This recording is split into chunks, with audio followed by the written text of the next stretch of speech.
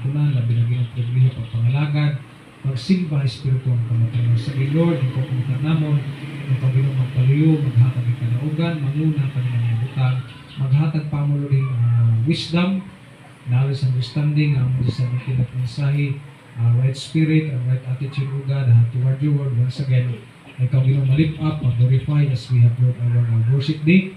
Ikaw ginong makita, mahayag that we're serving the true and the living God. Every once again, wala rin makababag, makasamok, labi na tamang kaaway. Kaya ginong maging madinawagon, matulog ka po sa iya, labi na Lord, niya makuha.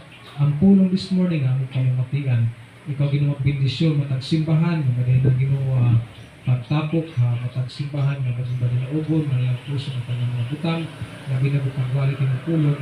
Ikaw once again, mag-anoint ng mga pastors and preachers doon, ginatin din, hinututito na maging strong kami, pagbahiti mo pulong. Ikaw ginoo, makanot ang baba, pinahit barang espiritu, ng speak namin, panaturan, itinupulong na makatapong encouragement, patapos once again.